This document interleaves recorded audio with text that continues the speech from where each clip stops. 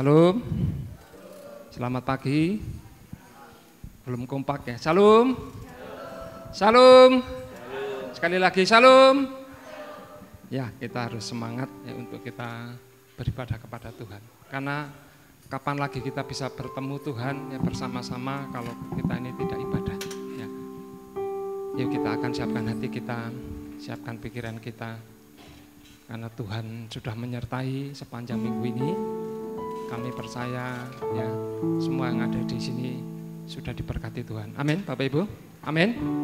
Coba yang diberkati lambaikan tangan pada Tuhan ya. Haleluya. Yuk kita akan berdoa sebentar. Haleluya.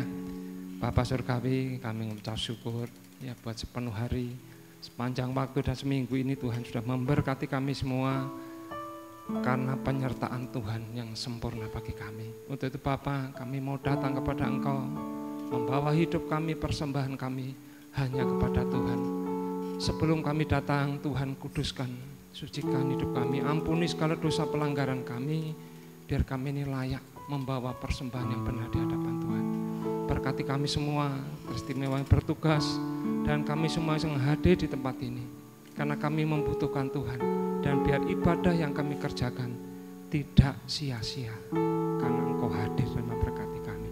Roh Kudus, kami serahkan dalam pimpinan-Mu di dalam nama Yesus. Haleluya. Penyertaan-Mu Tuhan. Haleluya.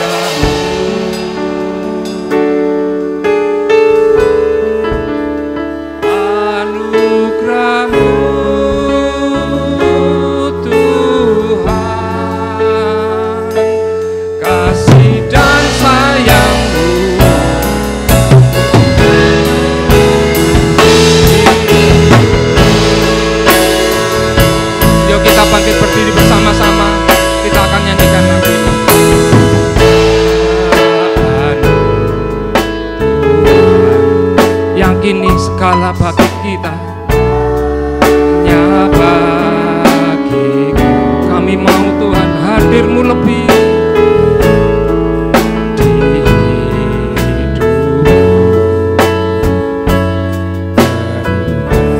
Bapa, sekali lagi katakan penyertaan-Mu, penyertaan-Mu Tuhan.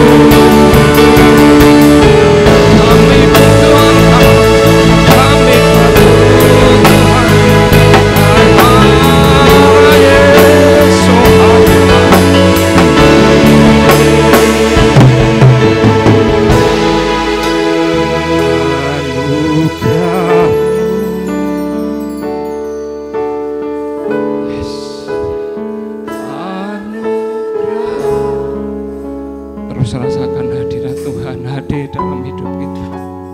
Biar Roh Kudus menjamah setiap kita. Biar mulut kita, hati kita, roh kita bisa memuji, menyembah dengan roh dan kebenaran. Amin Tuhan, anugerah-Mu.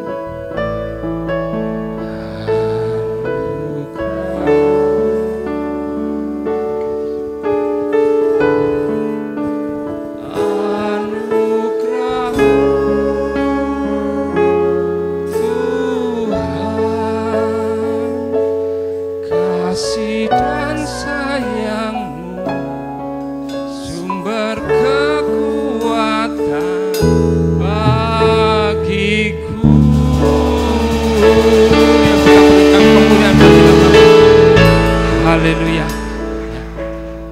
Haleluya. Ya, kita sebentar lagi memperingati untuk 17 Agustus ya. Nanti kita akan menyanyi ya lagu Pagimu Negeri. Ya, Pagimu Negeri saya serahkan untuk Novi yang akan memimpin.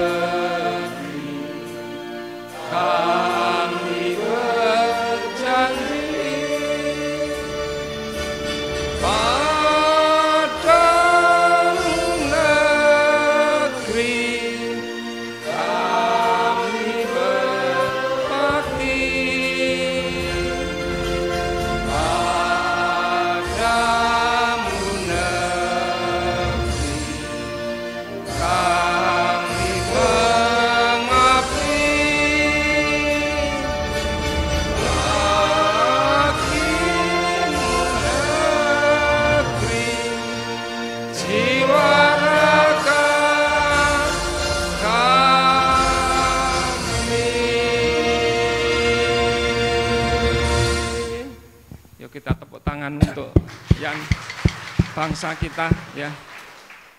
Karena apa kita ini bisa beribadah juga karena kita merdeka. Amin. Pak lihat bangsa-bangsa yang hari ini masih perang, mereka tidak bisa berbakti, tidak bisa beribadah karena keadaan ya, kota negaranya hancur. Kita puji Tuhan hari ini ya, Indonesia selamat dan luar biasa semuanya karena Tuhan yang memberikan anugerah. Amin Bapak Ibu ya. Haleluya. Saya mau tanya, ada yang di sini yang sakit, punya beban? Ini yang WL juga punya beban.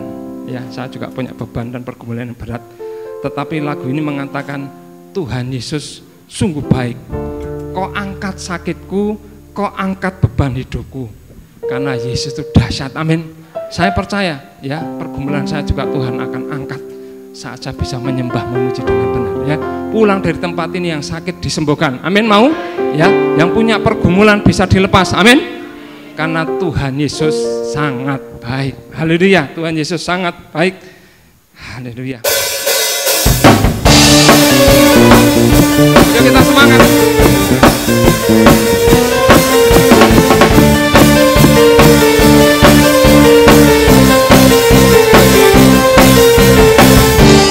Bukti karyamu nyata dari hari ke hari.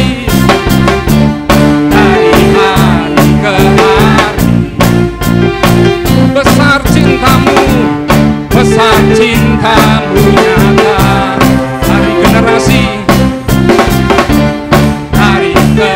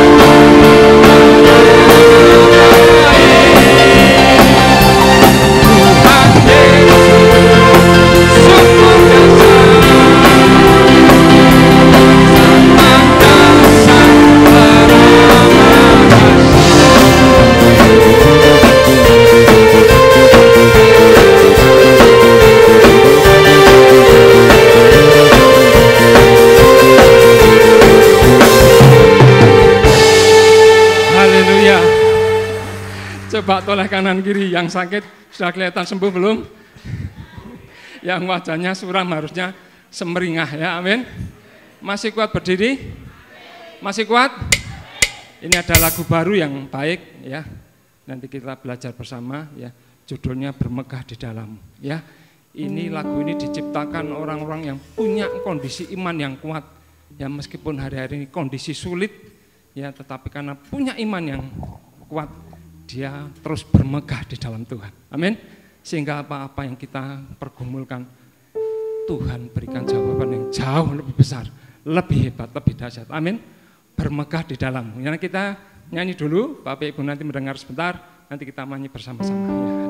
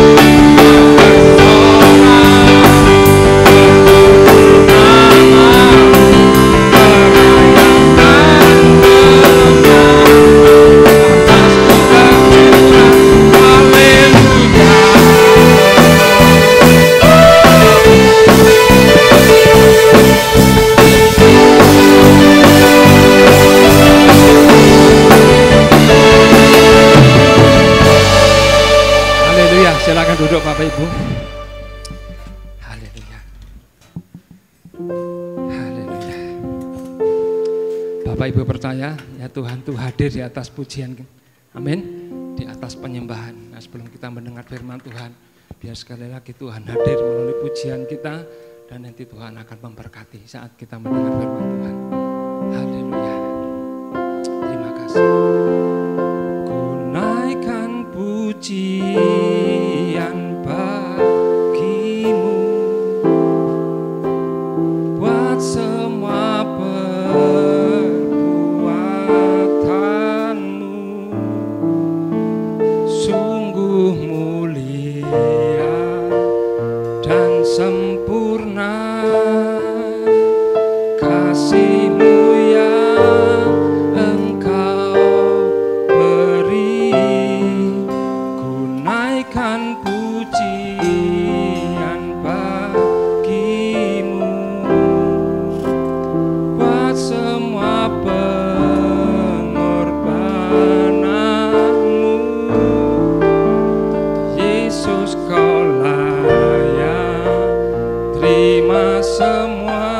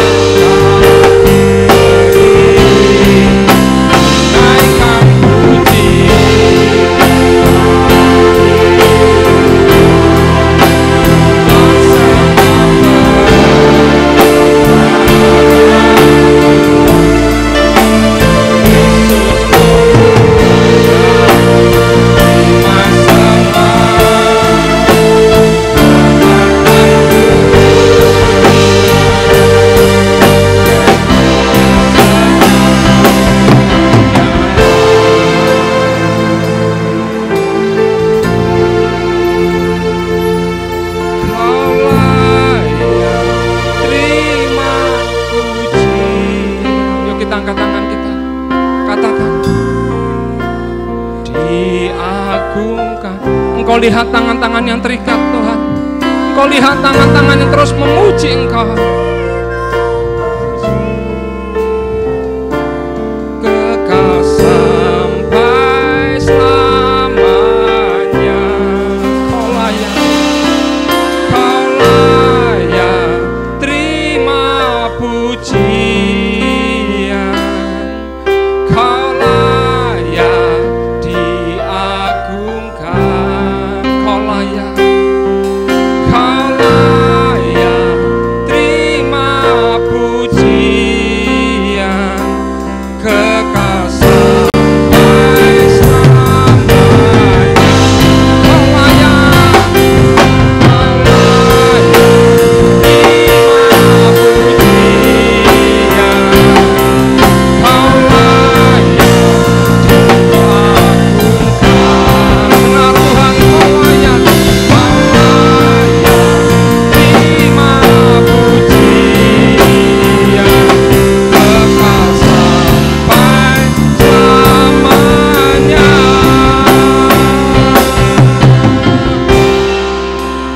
Naikkan pujian bagimu, buat semua perbuatanmu.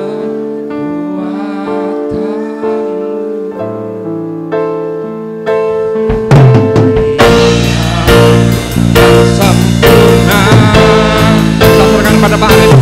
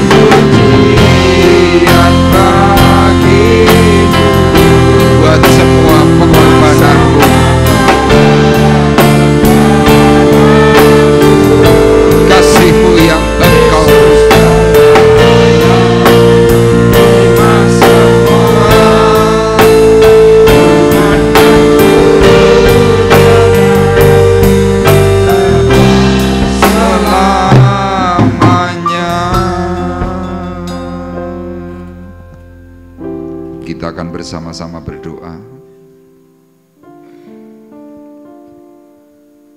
Pujian syukur hanya layak bagi Tuhan. Kekuatan kasih karunia Tuhan sudah nyatakan. Sehingga hari ini kami ada sebagai mana kami ada hari ini. Itu semua karena anugerah. Itu semua karena pertolongan. Dan kami menghargai, menghormati apa yang Tuhan sudah berikan. Untuk itu Tuhan, sebentar kami mau bersama-sama duduk diam. Bersama-sama kami mau menikmati hadirat-Mu untuk mendengar apa yang Tuhan mau katakan kepada kami semuanya. Berbicaralah secara khusus sehingga kami boleh mengerti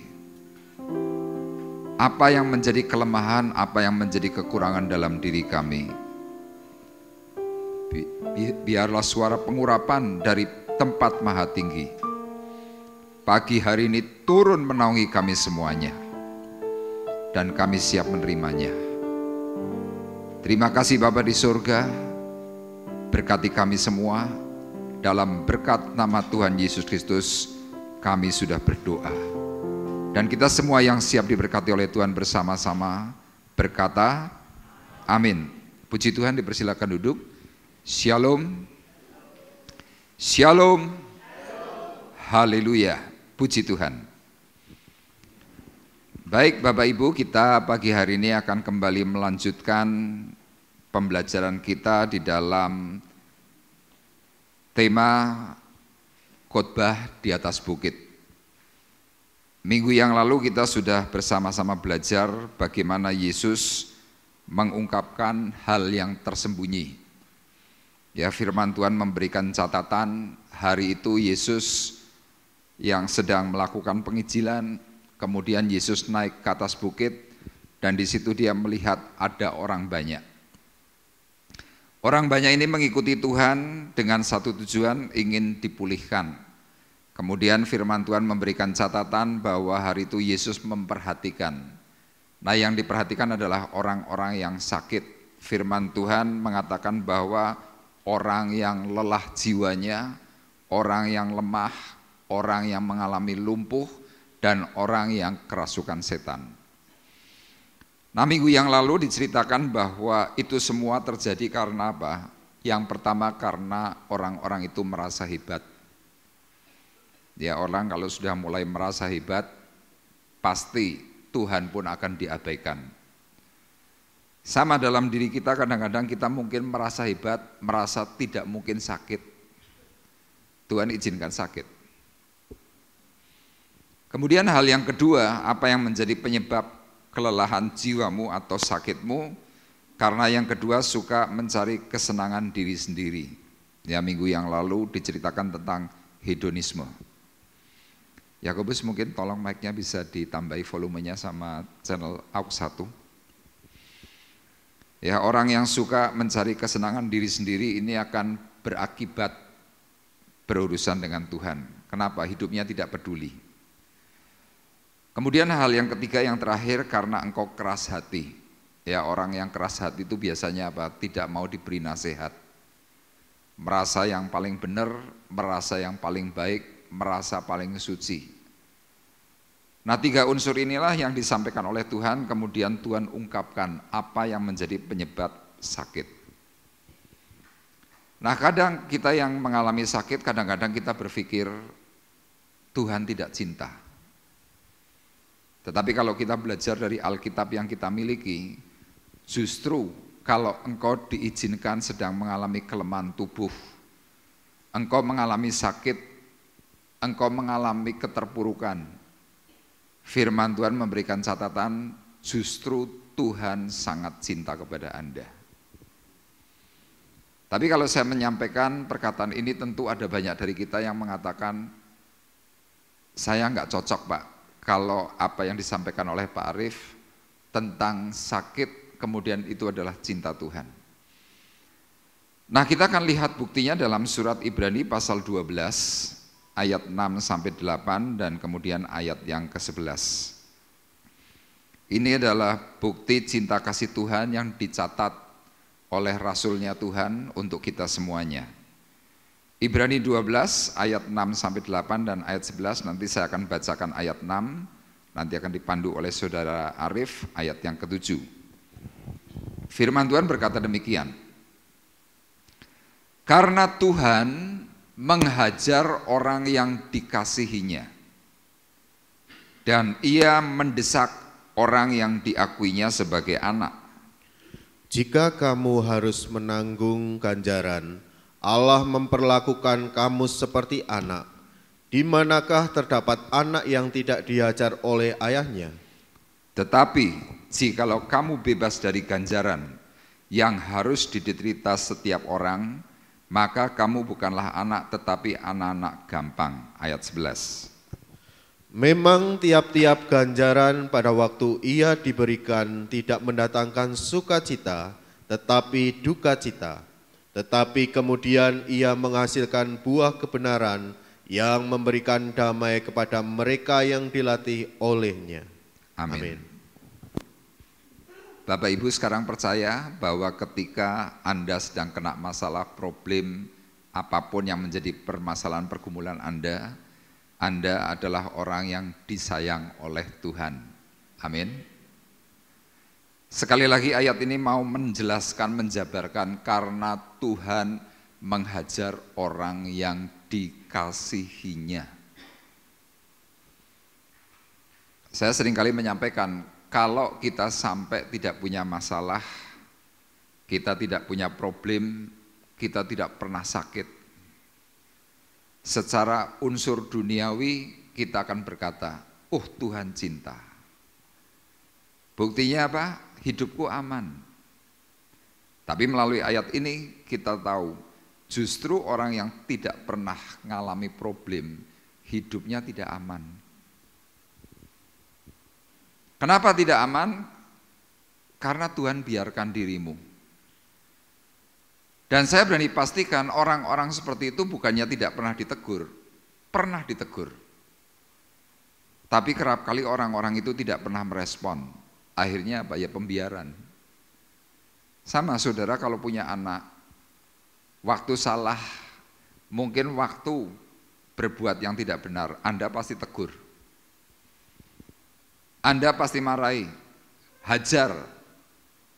Tapi kalau sudah 10 kali, berulang kali seperti itu, Anda akan langsung berkata, sekarepmu lah, terserah.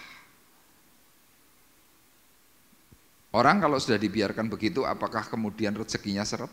Enggak. Tuhan beri aja. Kenapa? Tuhan adil. Kalau kita berpikir bahwa berkat keuangan materi itu diberikan kepada orang-orang yang sungguh cinta Tuhan, itu namanya Tuhan tidak adil. Tuhan tidak melihat engkau dosa atau tidak berdosa. Buktinya apa? Kita yang hidup di dunia, kita yang berdosa, kita yang berbuat baik, kita yang berbuat benar, engkau yang masih salah, engkau pembohong, engkau tetap bisa menikmati matahari. Engkau masih bisa menikmati hangatnya matahari di pagi hari. Kenapa? Itu keadilan Tuhan.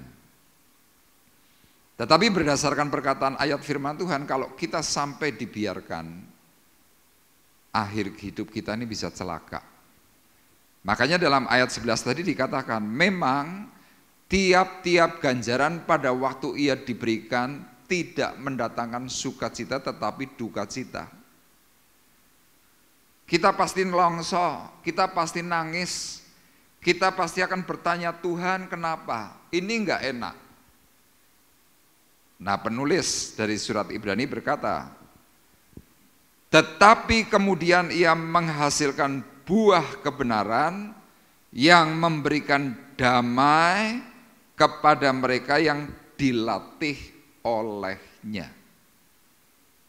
Jadi saya dan saudara kalau sedang kena masalah pergumulan, Tuhan sedang melatih hidupmu. Amin. Kita dilatih. Orang kalau sudah biasa ngalami pergumulan berat, kena pergumulan lagi di depan, biasa aja. Tapi coba kalau nggak pernah kena masalah, kena sedikit masalah langsung, nggak kuat. Dan saya perhatikan di sini orang-orang yang sudah mulai biasa kena masalah, kena pergumulan, akhirnya tenang-tenang. Ditanya gimana rasanya? Ya biasa Pak. Biasa gimana? Ya sudah biasa.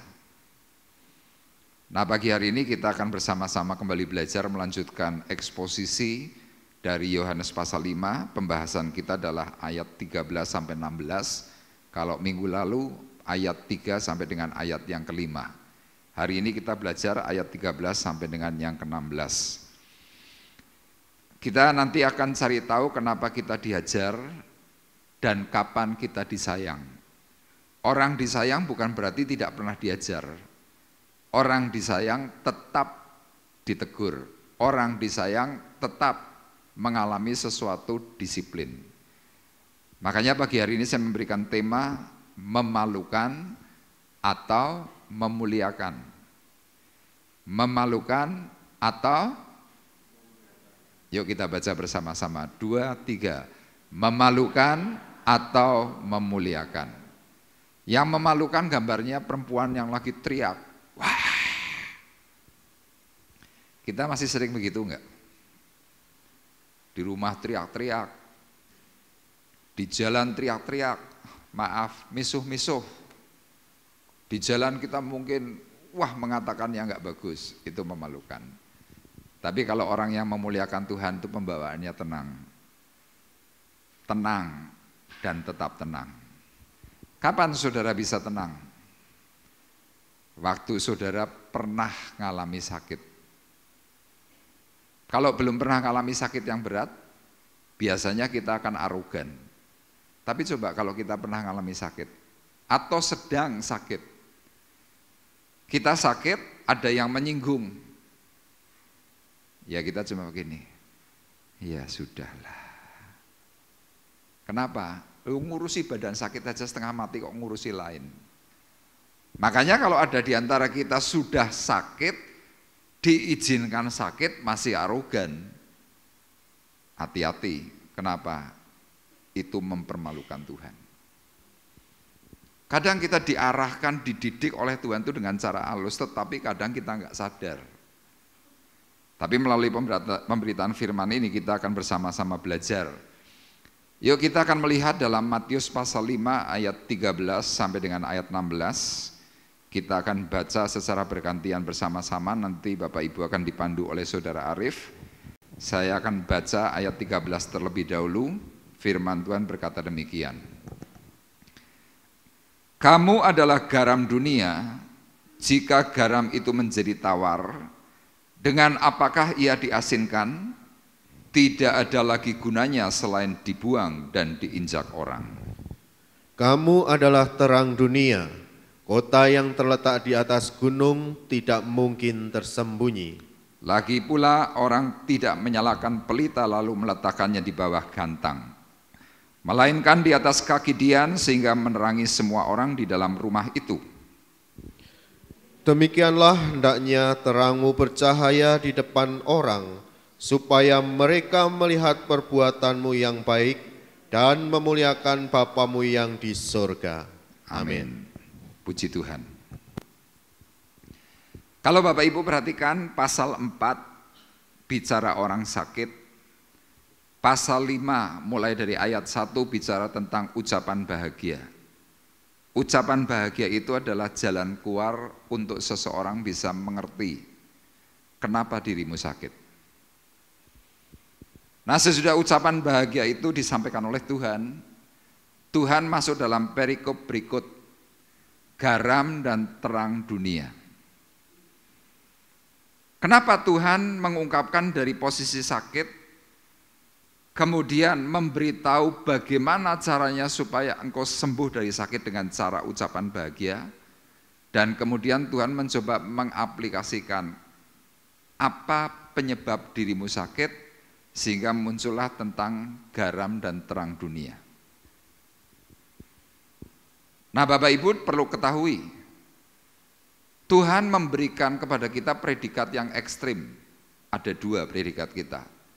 Pertama adalah garam dunia, kedua adalah terang. Saudara hidup tanpa garam, pasti mati. Kenapa mati? Karena garam adalah unsur penting dalam tubuh. Manusia hidup dari sejak lahir, usia katakanlah lahir, sampai kemudian mati, itu ada urutan penerimaan garam dalam tubuh. Kalau masih bayi dari mulai lahir sampai kira-kira usia 2-3 tahun, bayi itu perlu cuma 1 gram garam per hari. 1 gram itu kecil. Kemudian untuk 1 miligram, untuk anak yang mulai bertumbuh dewasa, itu perlu hanya sekitar 2 gram.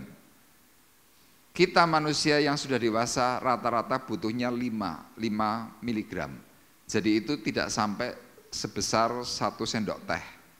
Cuma separuhnya, itu sudah cukup. Kalau kita hidup tanpa garam, apa yang terjadi? Lemes. Makanya maaf, orang-orang yang kena darah tinggi, itu kan stop garam. Gairahnya itu kurang. Rasa tidak bertenaga, rasa setiap hari itu kayak loyo. Kenapa? Garamnya kurang. Dan ketika garam dalam tubuh manusia itu kurang, apa yang terjadi? Susah tidur. Makanya kadang-kadang saudara tengah malam tuh gelisah, kenapa? Garammu kurang.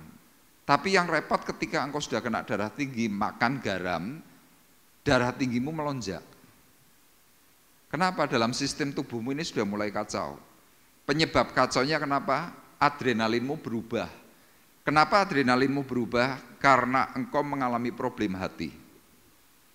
Jadi ternyata apa? Problem kehidupan manusia tentang sakit, salah satunya darah tinggi karena apa? Hati dan pikiranmu tuh nggak beres. Nah, Tuhan mengatakan bicara soal garam, ini unsur paling penting dalam hidup. Apa fungsi garam? Salah satunya untuk mengawetkan. Jadi kalau saudara punya ikan, ya dalam waktu 3 hari pasti busuk. Tapi coba dibungkus dengan garam. Mau setahun, mau 5 tahun tidak akan busuk. Kenapa? Garam itu mengawetkan. Tanpa garam, makanmu pasti nggak enak. Engkau langsung berkata, nggak ada rasanya. Makanya Tuhan berkatanya apa? Kamu adalah garam dunia. Kemudian hal yang kedua yang Tuhan sampaikan apa? Kamu adalah terang dunia. Terang dunia ini diibaratkan apa? Dirimu itu seperti matahari. Matahari itu jelas menghangatkan tubuh, memberikan vitamin D, memberikan rasa nikmat. Saya membaca dalam artikel, kalau orang tidak kena matahari kulitnya pasti pucat. Vitamin D-nya kurang, rapuh, mudah jatuh, mudah sakit, mudah ngalami hal-hal yang lain. Itu kalau vitamin D-nya kurang. Jadi Bapak Ibu bayangkan, predikat manusia yang percaya kepada Tuhan, saya dan saudara, predikatnya sudah diberi dengan predikat yang hebat. Amin. Yuk sekarang saudara ngomong dulu kepada tetangga kanan kirimu, kamu ternyata hebat loh. Yuk ngomong yuk kanan kirimu, ternyata kamu hebat. Kenapa? Predikatnya sangar, luar biasa. Garam dunia, terang dunia. Nah sekarang pertanyaannya ketika Tuhan sudah memberikan 2 predikat itu,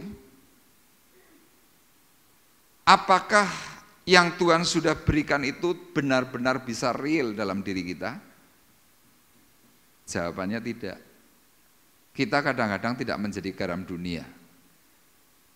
Kadang kita tidak menjadi terang dunia, tapi justru hidup kita ini malah bertolak belakang dari apa yang Tuhan inginkan. Nah, ketika kita bertolak belakang dari apa yang Tuhan inginkan, Tuhan berkata, kamu memalukan. Orang yang memalukan terus harus bagaimana? Tuhan hajar.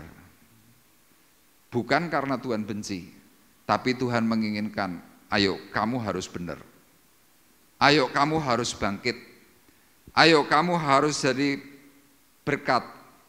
Ayo kamu harus punya sesuatu yang bisa dirasakan oleh orang lain. Itu keinginan Tuhan. Makanya lihat, kalau orang-orang yang pernah diajar kemudian hatinya berbalik, hidup kepada Tuhan, orang itu pasti akan menjadi berkat bagi orang lain. Dulu boleh saja jelek, dulu boleh saja hidupmu nggak baik. Ya contoh siapa? Rasul Paulus, dulu nggak baik. Musa dahulu yang pernah hidup di Mesir sempat tidak baik, tapi ketika mengalami gojlokan dari Tuhan, keluar langsung menjadi pribadi yang berbeda, jadi garam dan terang dunia sampai hari ini. Nah sekarang kita akan melihat kenapa engkau mengalami sakit, kenapa engkau mengalami lelah jiwa. Yang pertama, Matius 5 ayat 13. Kamu adalah garam dunia, jika garam itu menjadi tawar, dengan apakah ia diasinkan, tidak ada lagi gunanya selain dibuang dan diinjak orang. Jadi ternyata kenapa kita sakit, kenapa kita lelah jiwa? Yang pertama karena di hadapan Tuhan kita ini hambar. Kita ini apa saudara? Hambar. Saya membaca dalam Kamus Besar Bahasa Indonesia kata hambar itu artinya tidak ada rasa. Ora nono rasane, anyep. Banyak dari kita Kristen anyep, nggak ada rasa. Dalam bahasa medis, frigid, dingin, tidak berperasaan. Dan yang paling parah, kalau orang Kristen itu hidupnya mulai tidak punya gairah, itu hambar. Bapak Ibu bisa bayangkan kalau kita ini diberi sebuah predikat yang luar biasa oleh Tuhan, tapi hidupmu tuh nggak menjadi berkat, hambar. Makanya firman ini berkata, kalau orang yang dirinya hambar, dikatakan seperti apa? Garam yang sudah tidak berguna. Tidak ada lagi gunanya selain dibuang dan diinjak orang. Makanya kalau kita belajar tentang kehidupan, Bapak Ibu seringkali berkata begini, aku saiki ora dirgani karo wong, tidak dihargai oleh orang lain. Aku memang orang ono regone, kita seringkali ngomong begitu. Ini yang dikatakan Tuhan. Dibuang, diinjak orang. Anda diinjak-injak harga dirinya. Kenapa? Sudah enggak ada rasa kok. Sama dalam hidup rumah tangga begitu. Suami istri harusnya sehati sepikir harusnya. Tapi kadang-kadang istri berkata, suamiku tidak punya perasaan. Artinya apa? Buat istri, suami itu hambar. Ketika hambar apa yang terjadi? Maaf, dalam urusan seksual pasti masing-masing akan tidak ada rasa. Suami akan terkoyak harga dirinya. Kenapa? Terbuang. Harga dirinya diinjak-injak oleh istri. Akibatnya kalau kita sering kali baca di media sosial, di berita-berita televisi, suami bunuh istri gara-gara menolak hubungan seks. Kenapa? Suami itu sudah terinjak-injak. Ada yang dicekik, ada yang ditikam 30 kali, ada yang jotosi, dan lain sebagainya.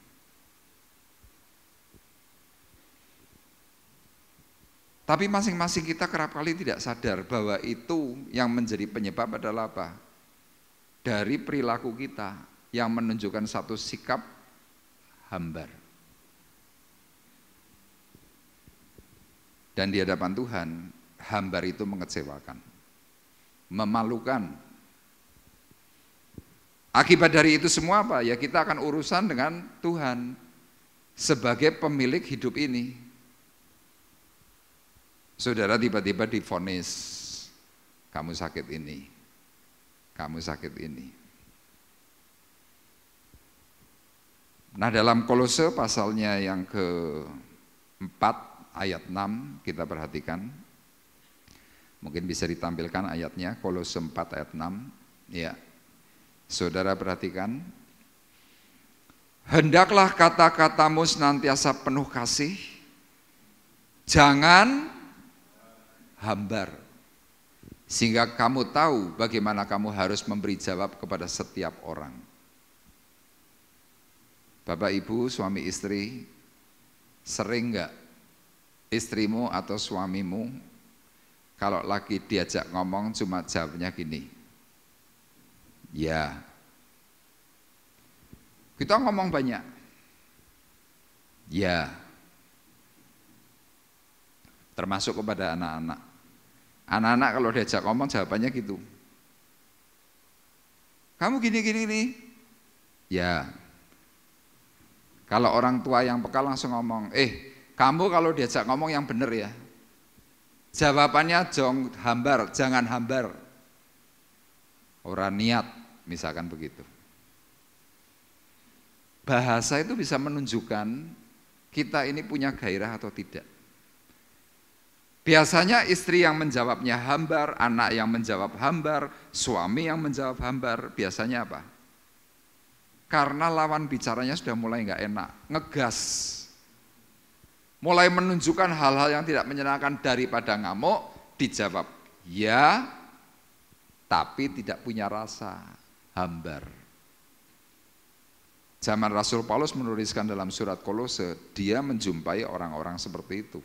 Makanya dikatakan, hendaklah kata-katamu senantiasa penuh kasih. Jangan hambar. Orang kalau bahasanya penuh kasih bagaimana? Diajak ngomong tuh enak. Diajak ngomong itu memperhatikan. Bukan diajak ngomong sambil mainan WA. Banyak loh dari kita, seringkali itu orang lain, itu tamu, itu mungkin ada orang yang lagi berkepentingan dengan kita ditamoni. Tamunya ngomong, kita gini. Oh tadi apa ya Pak? Ngomong apa ya Pak? Loh ini kita harus jujur loh. Nanti yang di sana tamu kita kebetulan bukan Kristen. Begitu keluar dari rumah kita langsung ngomong. Jari ini Kristen, sudah pelayanan, sudah menginjil, sudah begini, tapi babar blas. Tidak ada hormatnya sama sekali.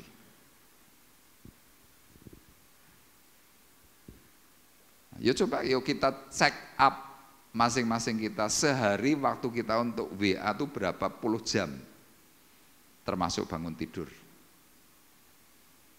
Ini ngomong jujur aja sudah. Buka WA, buka internet, buka apapun. Dan akhirnya HP kita tuh menjauhkan orang yang dekat dan mendekatkan orang yang jauh.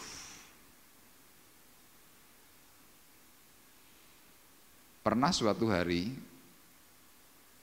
saya melihat ada seorang ibu menegur ibu lain. Berkaitan apa dengan ini WA. Ibu A ini berkata, Bu, sama si B, kalau memang mau dolan ke sini, tolong WA-nya ditaruh. Kalau enggak bisa naruh ya sudah, saya tak pergi aja, sambil berdiri begitu. Kemudian si ibu B ini yang ditegur langsung meletakkan WA-nya sambil ngomong, maaf, maaf, maaf. Terus saya melihat adegan itu, saya tanya, loh Bu, kok seperti itu? Iya, saya juga pernah ditegur oleh orang bule.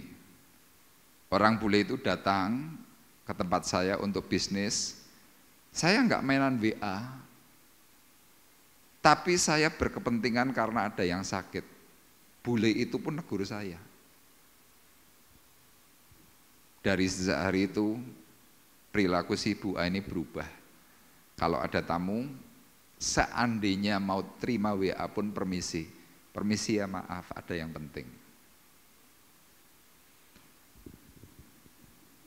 Sama dalam hidup rumah tangga itu banyak sekali kejadian-kejadian seperti itu. Ngelokke gampang bisa, tapi gilirannya dilokke ngamuk. Amin apa amin? Ini fakta. Bersyukur pasangan kita ini sudah sama-sama Kristen. Kalau bukan Kristen bagaimana? Itulah sebabnya Tuhan sekali lagi berkata, kamu adalah garam dunia. Jika garam itu menjadi tawar, jika garam itu tidak punya rasa, jika garam itu hambar, jika garam itu tidak berperasaan, apa yang terjadi? tidak ada lagi gunanya. Selain dibuang, diinjak orang. Nah, yang paling celaka kalau yang ngecap diri kita, istri kita. Banyak ya pria-pria dicap gini, dasar wong lanang, orang duwe. Halo ibu-ibu, orang duwe perasaan. Kita nih loh, pria ini punya predikat itu, orang duwe perasaan. Iya, wong wedok tok sing duwe perasaan, wong lanang kaleng kabeh, kira-kira gitu. Ya punya perasaan itu punya, cuma perasaannya kalah dalam sama wanita. Tapi predikat itu kan sudah meluncur. Kalau sudah dicap tidak punya perasaan berarti bagaimana? Wong lanang hambar. Kalau sudah masing-masing hambar apa yang terjadi? Stres, depresi. Kalau dua unsur ini sudah kena dalam dirimu, engkau sakit. Makanya kita cari tahu, kenapa engkau sakit? Mengapa engkau lelah jiwa? Ternyata engkau hambar. Nah, saya baca dalam literatur, dalam kehidupan sehari-hari itu garam disebut dengan NaCl atau natrium klorida. Nah, ini unsur penting. Tapi kalau dalam dunia masak-memasak ada 4 garam yang disediakan. Yang pertama adalah garam dapur atau garam gurih. Itu siap saji, itu mengandung yodium. Dan yodium itu penting buat tubuh. Jadi kalau saudara yang mau makan rasanya kurang pas, cukup dengan garam meja atau garam dapur. Kecurut sedikit aja, set, cicipi, enak, siap saji. Tuhan kepingin kalau bisa kita ini menjadi garam yang siap saji, sewaktu-waktu ready. Tapi ternyata ada jenis garam yang lain. Apa saja garamnya? Garam krosok. Krosok itu kasar. Biasanya untuk apa? Untuk ngawetkan ikan. Tidak mengandung yodium. Masih lumayan. Nah, itu identik dengan kehidupan kita manusia sebagai garam, tapi perkataannya tidak memberkati, kasar. Terus apa lagi? Ada garam batu.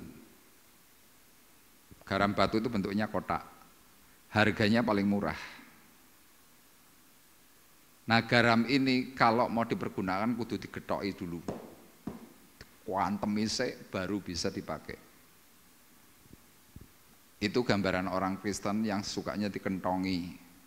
Ayo doa, ayo lunga gereja, ayo baca Alkitab, ayo macam-macam. Nah, Bapak Ibu mau milih, mau jadi garam meja, garam krosok, atau garam batu. Nah, kalau seandainya kita ini dijadikan oleh keinginan hati kita sebagai garam batu, saudara berkata ini hakku, ya nggak apa-apa. Itu nanti urusannya dengan Tuhan. Kenapa? Engkau tidak mau untuk diarahkan jadi benar. Engkau lebih menyukai apa yang sedang kau inginkan seturut dengan perasaan hatimu. Akibatnya bagaimana? Engkau akan berhadapan dengan penguasa tunggal. Dan saya perhatikan orang-orang yang keras hati, orang-orang yang tidak mau diberi masukan, orang-orang yang menurut standarnya adalah standar hati, pasti tegurannya itu muncul. Tinggal tunggu waktu, tidak instan, tapi pelan-pelan. Itu yang pertama. Kemudian hal yang kedua.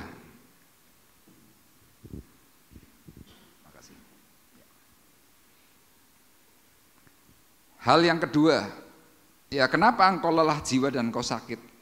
Kita perhatikan ayat 14 dan ayat 15, tolong dibacakan. Matius 5 ayat 14 sampai yang ke-15, demikian bunyi firman Tuhan. Kamu adalah terang dunia, kota yang terletak di atas gunung tidak mungkin tersembunyi. Lagi pula orang tidak menyalakan pelita lalu meletakkannya di bawah gantang, melainkan di atas kaki dian sehingga menerangi semua orang di dalam rumah itu. Amin. Amin. Yang kedua ini Tuhan bicara soal terang. Kenapa engkau mengalami lelah jiwa, kenapa engkau sakit? Hal yang kedua, karena standar yang Tuhan berikan tentang terang itu tidak terpenuhi. Tetapi justru kita ini hidup dalam kegelapan. Harusnya jadi terang, tapi hidup kita dalam kegelapan. Di sini saya berikan gambar, tidak terlalu jelas mungkin kalau di layar LCD ini, gambar rokok. Ya sebenarnya mau saya contohkan itu tentang apa? Rokok ini kan sebenarnya masuk dalam golongan narkoba. Ada banyak orang Kristen hidupnya ini dalam kegelapan. Rokok, narkoba, minuman-minuman keras, dan hal-hal yang lain yang buruk. Makanya di sini Tuhan berkata, kamu adalah terang dunia. Kota yang terletak di atas gunung dan tidak mungkin tersembunyi. Setitik terang di tempat yang paling gelap, tempat gelap itu akan menjadi terang. Tapi kalau tempatnya itu sudah terang, setitik terang tidak mempengaruhi. Nah Tuhan menegaskan, kamu adalah terang dunia. Kota yang terletak di atas gunung tidak mungkin tersembunyi. Jadi hidup saya dan saudara sebagai yang diberi oleh Tuhan itu predikat dengan sebutan terang dunia. Saudara tuh nggak bisa bersembunyi. Dimanapun saudara, saudara pasti akan diperhatikan orang. Apalagi kalau itu pendeta. Pokoknya predikat Anda sebagai Kristen dimanapun pasti diperhatikan. Itu yang dikatakan oleh Tuhan, tidak mungkin tersembunyi. Nah di hadapan Tuhan seringkali terjadi orang menyalakan pelita lalu meletakkannya di bawah gantang. Gantang itu apa sih? Tempat beras. Jadi ternyata ayat ini mau berbicara kepada kita begini. Kita Kristen seringkali hidup dalam kegelapan. Secara khusus apa? Bicara tentang gantang itu bicara tentang ekonomi. Bicara ekonomi itu bicara soal uang. Banyak orang Kristen kalau sudah bicara soal uang, waduh, problemnya banyak sekali. Apa saja? Utang nggak bayar, jadi rentenir. Kristen tapi jadi rentenir. Apalagi suka memalsu barang. Ini loh 3 unsur ini yang paling mendominasi.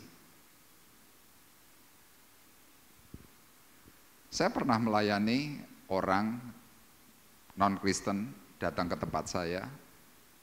Dia datang dengan nangis-nangis. Dia bilang, Pak Arif tolongi saya Pak. Kenapa? Saya punya utang sama Ibu A.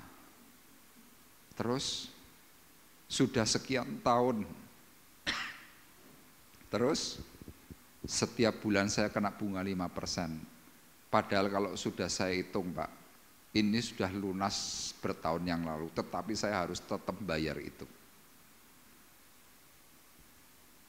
Saya kenal dengan si Bu A, saya samperi. Bu, saya dengar ibu ngutangi si A ya? Iya.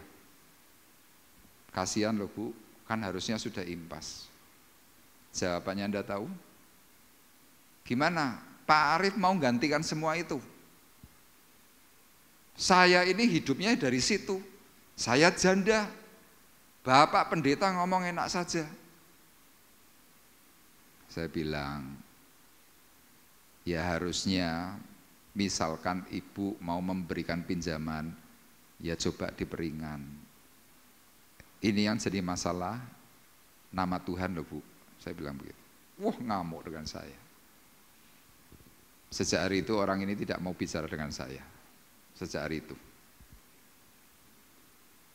Gimana? Dia ngambil pilihan hidupnya. Bertahun-tahun kelihatannya aman. Suatu hari tiba-tiba anaknya mati. Ini mati sudah.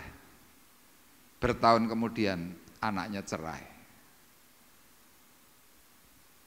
Loh kenapa? Melanggar aturannya hukum Allah. Mazmur pasal 15 jelas berkata itu. Daud berkata, Tuhan, siapakah yang boleh masuk dalam tempatmu yang kudus, gunungmu yang kudus? Tuhan menjawab, salah satunya orang yang tidak bukan membungakan, meribakan, orang yang tidak meribakan uangnya.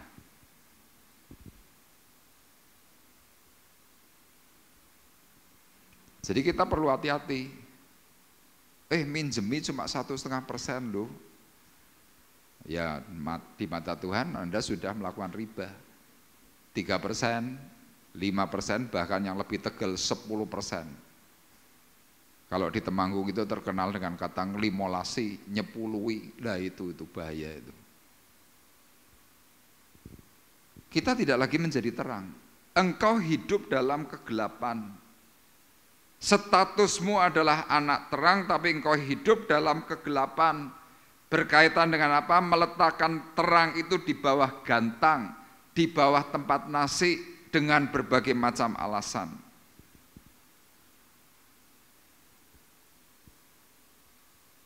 Kalau sudah seperti itu, Anda pasti kena masalah. Seperti yang saya ceritakan.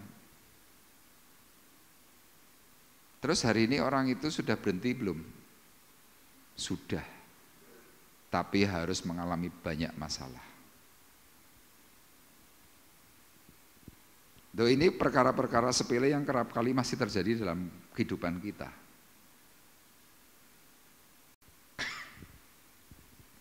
Kalau buat saya perkara uang, kalau ada orang mau datang pinjam dengan iming-iming apapun, saya berkata, saya tidak punya.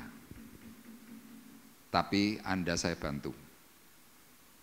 Ya kalau bantu kan ya sudah, serelanya, seikhlasnya, sekuatnya. Saya tidak mengharapkan pengembalian itu, kenapa? Pasti akan ribut. Ya apalagi hari ini orang ngutang itu bisa ngamuk-ngamuk waktu ditagih. Kita yang memberikan pinjaman, nagih duit-duitnya kita sendiri malah ngamuk. Kita yang dilaporkan polisi. Itu jadi modus. Makanya kalau saudara ngutangi orang, tagihlah baik-baik. Ndak usah memaki-maki, ndak usah ngancem, ndak usah ngonek-ngonek. Tanya saja. Kapan mau mengembalikan? Oh minggu depan tanya lagi. Tidak bayar lagi ya tanya aja, sudah tidak apa-apa. Jangan memaki. Kenapa? Urusannya runyam.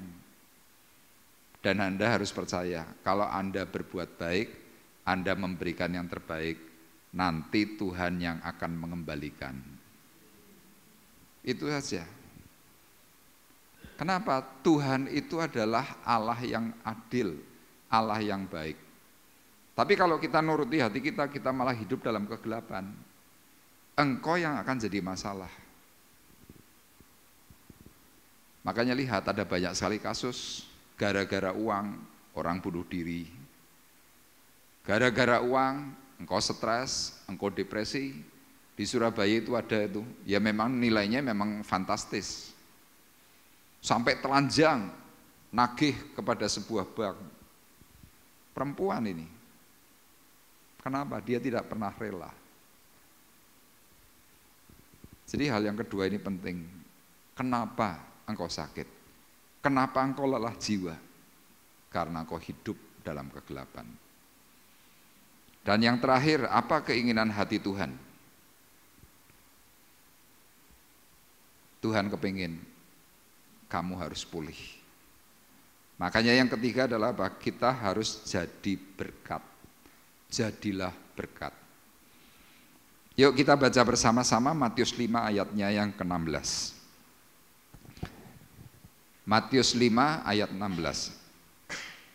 2, 3.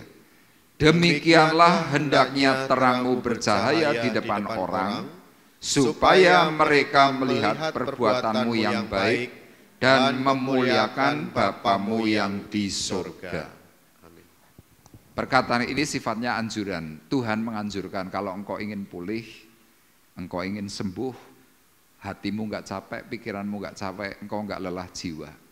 Tuhan berkata, demikianlah hendaknya terangmu itu bercahaya di depan orang.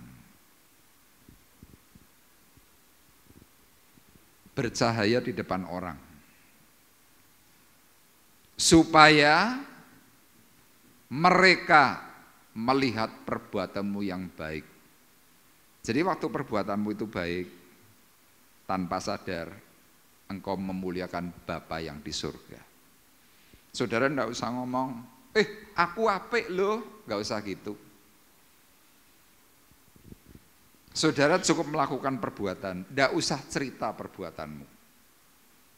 Lakukan. Nanti Bapamu yang di surga itu senang. Wah, ciamik.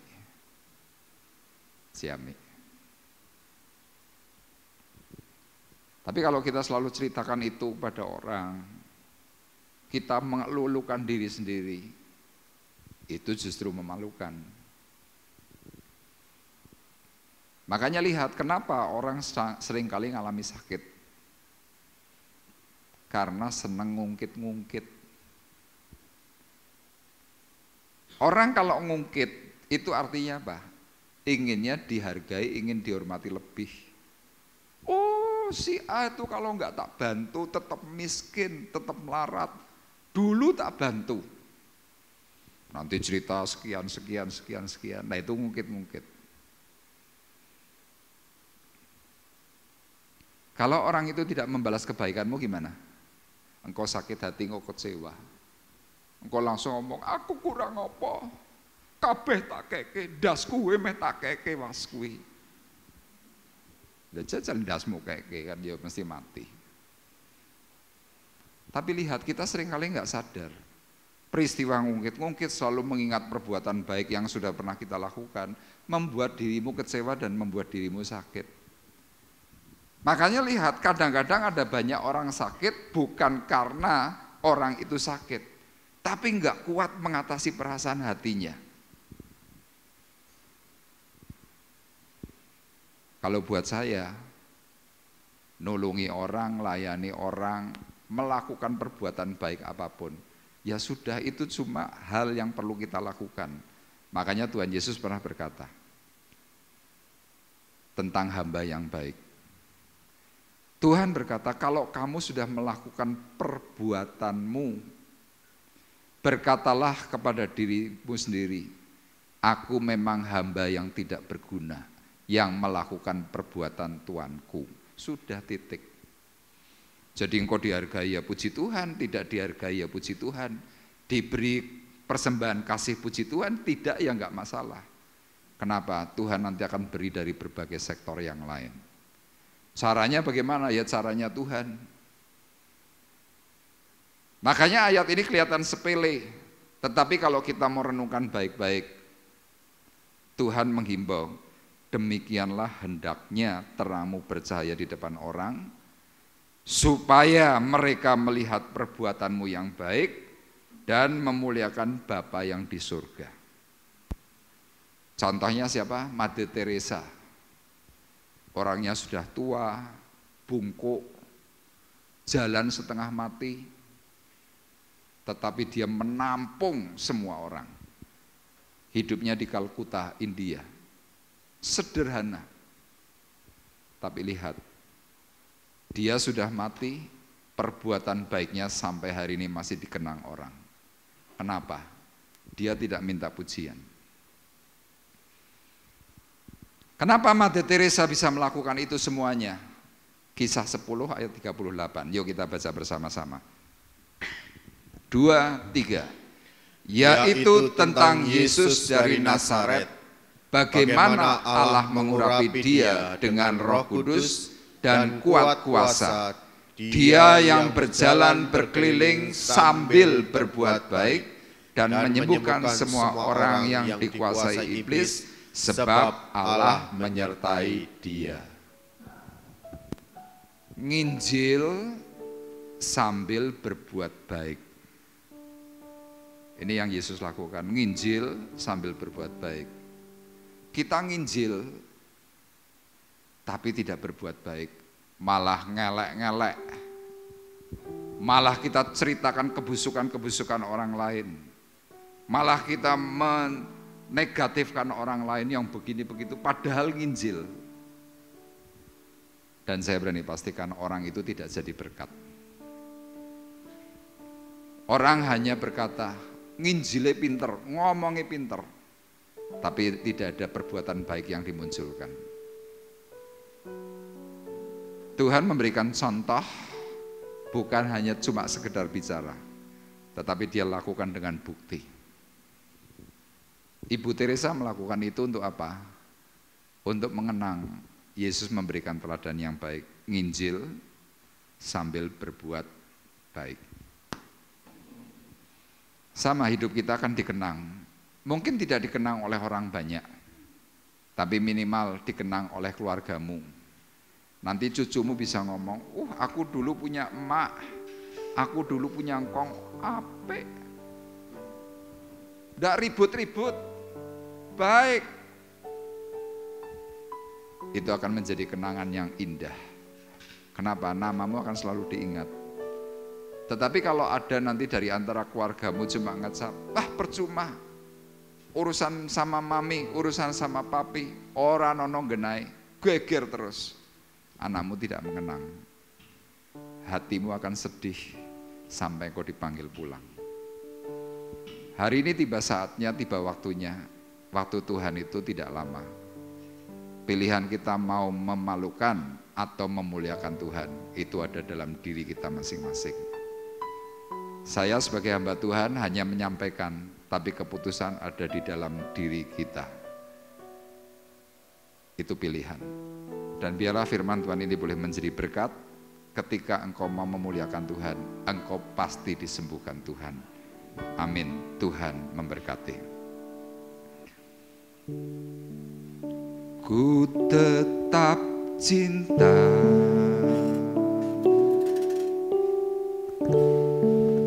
ku tetap cinta,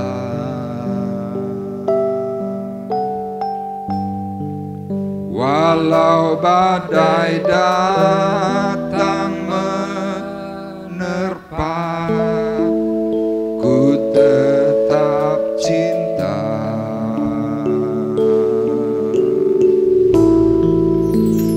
Tetap setia, ku tetap setia, ku tetap setia, walau topan datang menerpa, walau topan datang menerpa, ku tetap setia, ku tetap cinta.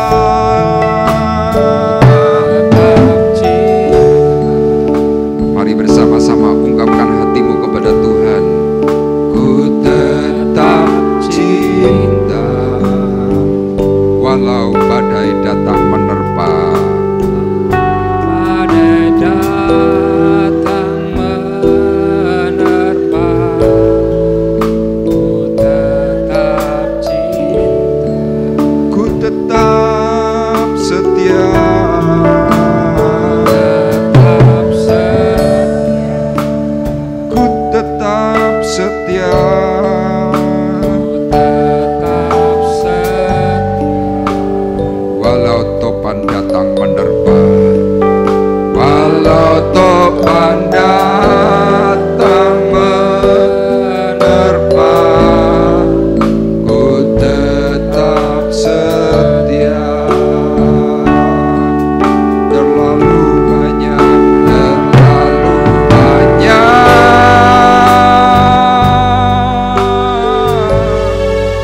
yang Tuhan telah beri.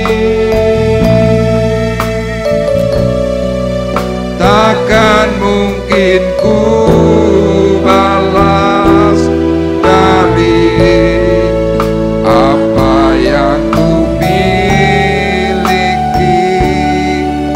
Ku persembahkan seluruh hidupku,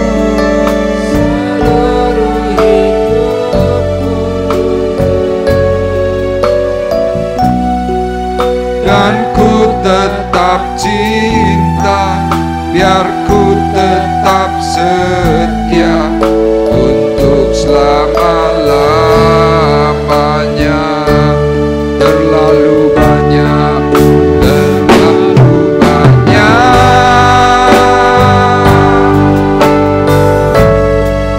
yang Tuhan telah beri.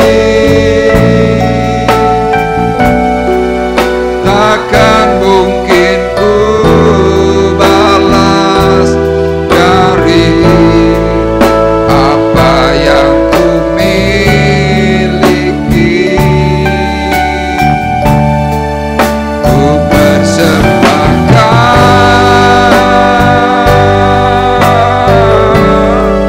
seluruh hidupku, dan ku tetap cinta, biar ku tetap setia untuk selama-lamanya.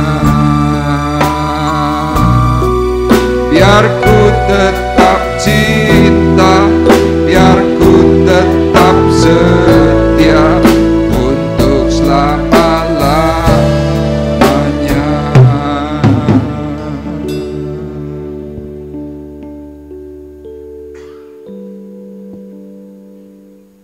Kami berterima kasih kepada Tuhan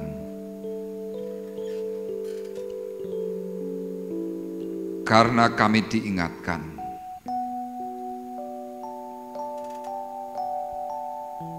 ampuni kami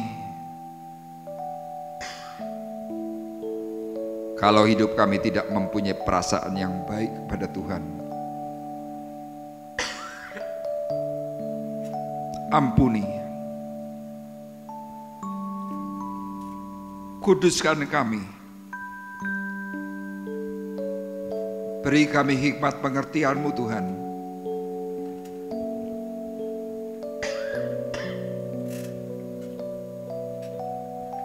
supaya kami semakin benar. Kami tidak lagi hidup dalam kegelapan. Kami tidak lagi hidup di dalam hal yang menyusahkan orang lain. Tetapi secara khusus kami boleh menjadi berkat sesuai dengan apa yang Tuhan inginkan. Beri kami arahan, beri kami pengertian yang benar, sehingga kami boleh kembali kuat, kami kembali sehat, dan kami kembali mengalami kemurahan Tuhan. Meskipun ada badai, ada persoalan yang Tuhan izinkan, pagi hari ini kami mau berkata, kami tetap cinta, dan kami mau tetap setia kepada Tuhan. Terima kasih, terima kasih, terima kasih. Terlalu banyak. Saya serahkan kepada Pak Eko. Yang Tuhan telah beri. Saya minta untuk petugas kolektan maju ke depan. Akan mungkin ku balas dari apa yang ku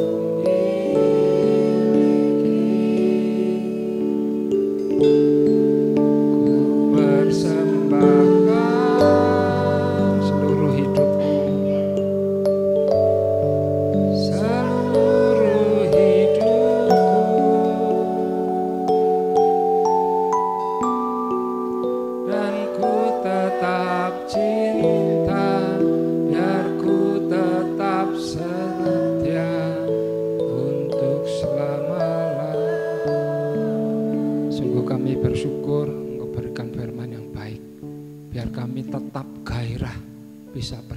jawab sebagai fungsi menjadi terang dan garam.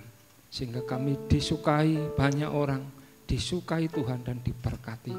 Sehingga terus kami bisa Tuhan mempertahankan status kami sebagai terang dan garam sampai akhir kami. Terima kasih sekali lagi, berkati Pak Arif yang sudah memberitakan isi hatimu, Engkau tambari pakai dengan luar biasa.